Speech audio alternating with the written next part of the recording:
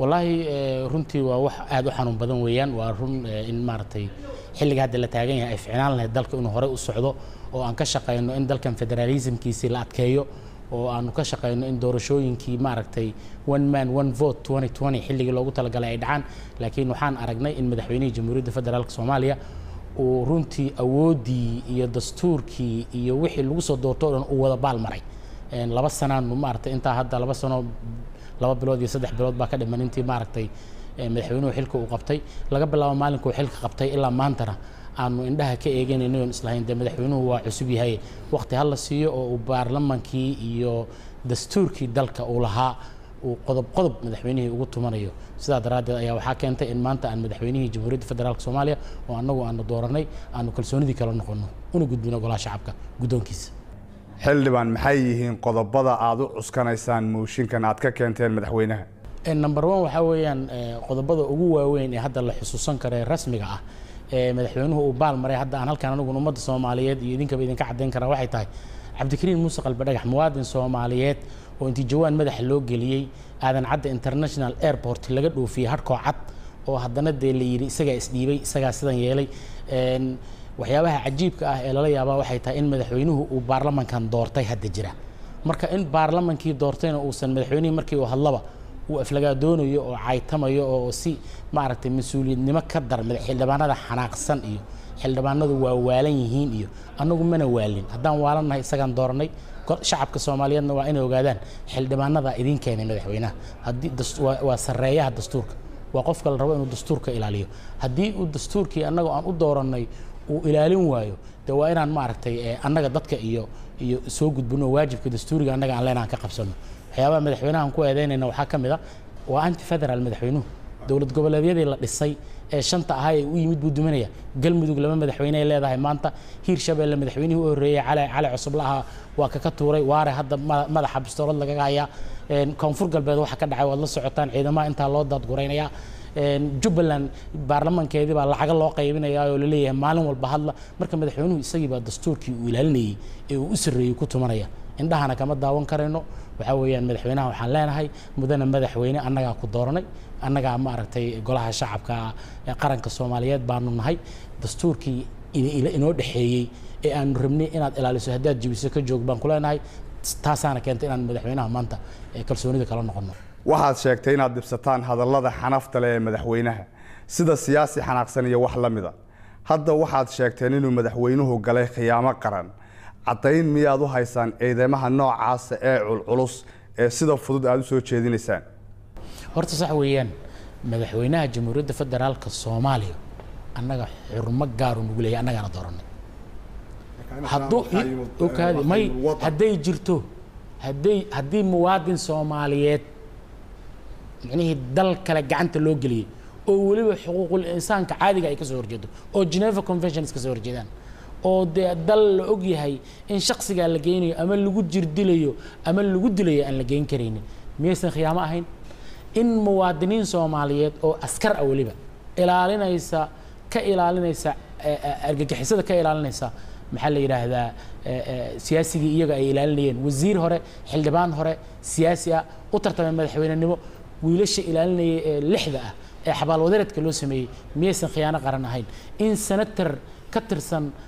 برلمان الصومالي جورجي صلى الله عليه وسلم اللي يرادو GPS بامري ميس خيانة قرن هين خيانة قرن هذين يسمحيتها إن هالشيء لا لطونتو أو هالشيء أم بنانك الله صور لكن ميس خيانة قرن هين خيانة قرن كلا نجمع محيتها dhammaan qodobada aad sheegtay waxay u badnaayeen kuwa dhacay xilli hore marka laga reebo tan gudida iyo tan maamul goboleedada marka mooshinkan ma muddo aad u soo tabaabulshaysanayseen mise waa mid aad si kadis ah hadda ku keenteen waa su'aal fiican weeyaan intaba xal laga ma gaarin adigu hadda wariya tahay madax bannaan magaalada aad joogtaa waan ogaa xorriyadda qowlka ciriiri badan baa ka jira dhaqaale badan baa lagu bixiyaa laakiin ma ogid intaas xal laga ma gaarin فيري قلب دغح ولا ديبay maxal baa laga gaaray baarlamaanku resolution buu soo saaray xukuumadii ra'iisul wasaare Xasan Cali Khayre ee ururkii qalbi dagax uu ka tirsanaa waa tiri waa argagixiso resolution intay soo saartay maysan dhin waan ka noqonay baarlamaankan ayidna xataa muusadiin waxaan ka rabnaa taan naftirkeeda waxyaabaha aan ku eedeynay kamid kama macnaheedu waxa weeyaan dalku wuxuu leeyahay shuruuc dastuur buu leeyahay madaxweynuhu dastuurkii buu jabiyay isaga iyo xukuumaddiisaba hadda waxaan la soconnaa xildhibaano fara badan oo intimidation lagu hayo la cabsiinayo la khalkhalgelinayo la rabo qaarkood in laga saaro waa eedayn culus yaa khalkhalgelinaya mase u haysaan caddaymo in ay jirto handadaadaasi waa la helayaa xildhibaanada la wacay ee la khalkhalgeliyey waa joogaan waa xildhibaano federaalka Soomaaliya ma hadda ma magacaabayo anigu iyaga inaan u hadlo muhiim hadda ma aha iyaga is sheegi doona iyaga hadli doona guddidii maaliyadda waxaa la kala diray guddoomiyaha oo maqan markii uu soo noqdayna waxaa khilaaf soo dhexgalay isaga iyo xukuumadda marka guddoomiyaha baarlamaanku ma qayb uu ka yahay mooshinkan mase taageersan yahay waxa weeye waa su'aal fiican weeyaan micnihii guddoomiyuhu mooshinka kama mid ah impeachment-gan guddoomiyuhu kama mid ah laakiin si degdeg u qabta dee waa sharciga qaba micnihii shuruudihii hadduu buuxiyo moshinku waa la qabanayaa waa inuu qabto weeyaan waa in xorriyadda baarlamanka in la ogaado oo dadkuna ogaadaan waa muhiim shacabka Soomaaliyeedna waxaan rabnaa inaan u sheegno dalkan waa dal burburay waa fragile uu kala tegay waa la isku soo celiyay federaal baa lagu yegleelayaa madaxweynihii jamhuuriyadda federaalka Soomaaliyeed 20 heshiis buu soo galay hal heshiis oo shacabka uu la wadaagay golaha shacabka uu la wadaagay malaha waxaad maqashay oo hadda aad la socotaa in Eritrea iyo Ethiopia iyo Soomaaliya aad ka maqashay warbaahinta Eritreanka iyo warbaahinta Ethiopiankaba hal wadan baan noqonaynaa hal madaxweynaan yeelanaynaa madaxweynihii hal arrin kama jawaabin ha yimaado banaanka hana tusay heshiisyada uu la soo galay Ethiopia iyo Eritrea annaga teeda kale qof jiran oo isbitaal ku jira oo kaabi qof jiran oo isbitaal ku jira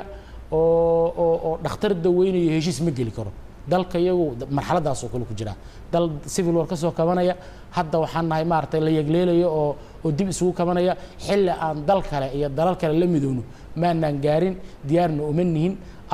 golaha heshiisyadaasna waa ka codsanay madaxweynaha inuu heshiisyada keeno maal dhaweyd baan golaha shacabka keenay oo aan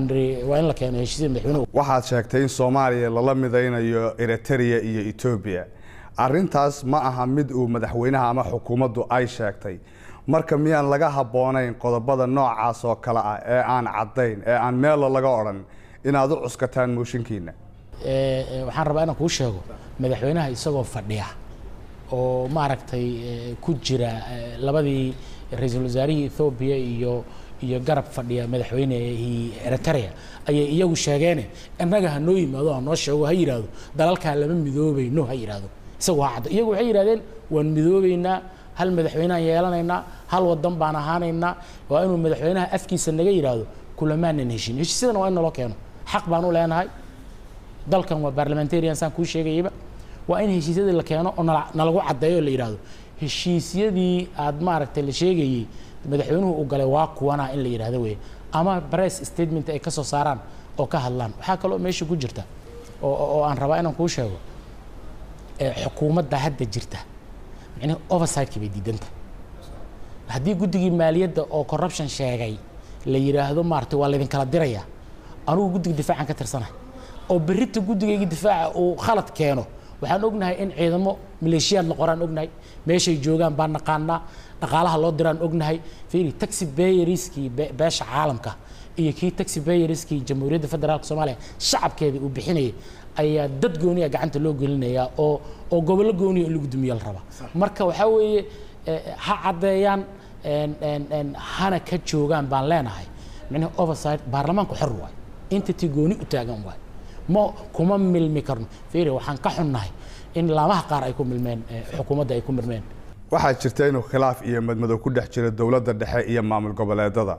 waad ogsoon tahay oo doorashadii koonfur galbeed dhowr jeer ayaa dib loo dhigay madaxweynaha Puntland isaguna waxa uu aad ka sheegtay dowladda dhexe ma taageersan yihiin marka maamul goboleedadu mooshinkan aad soo bandhigtaan annaga horta maamul goboleedyada waa ka madax bannaanahay shacabka Soomaaliyeed baan matalaa baarlamaanka federaalka Soomaaliyeed baan baarlamaanka maamul goboleedyada maniin aqalka sare ama sanadka ayaa matalaada rasmiga ee gobolada ku fadhiya dowladda Soomaaliya waxaa taageero iyo kaalmo siiya beesha caalamka mooshinkani miyuusan dib u dhac ku keeni karin kalsoonida iyo taageerada loo hayo dowladda Soomaaliya horta de mooshinka dhaawac ku keeni karaba oo setback macnaheedu dib u dhac keeni karaya laakiin waxaan rabaa inaan kuu sheego beesha caalamku especially wadamada reer galbeedka oo dawladda Soomaaliya siyaabo kala duwan direct iyo indirect u caawiya iyada naftirkeedu raalli kama noqon karto in xukun maroorsi iyo nooc dictatorial shape ah in xukuumadda ay u dhaqantay dalkan dimuqraadi waaye waa parliamentarian san hadayba ku sheegayay marka in oversight-ka ay xukuumadda ogolaato waay problemku marka xagga xukuumaddu ka jiraay xagga iyaga kama jiro inay dib u dhac keenaysana shaki ma laha haddii ay dawladda Soomaaliya idiin soo galo fadhiisato kana garowdo eedeymaha aad u soo jeedinaysaan ma laga yaabaa inaad dib uga noqotaan mooshinkan xukuumadda horta waxaan uga yeernay baarlamaanka 25 xildhibaan baa waxay codsatay ra'iisul wasaaraha xukuumadda federaalka Soomaaliya mudane Xasan Cali Khayre inuu baarlamaanka u yimaado waa iman waay nimankani ma aaminsana baarlamaanka waa ma yaan u qaatay ma aaminsanaba aad baad u mahadsantahay aad baad u mahadsantahay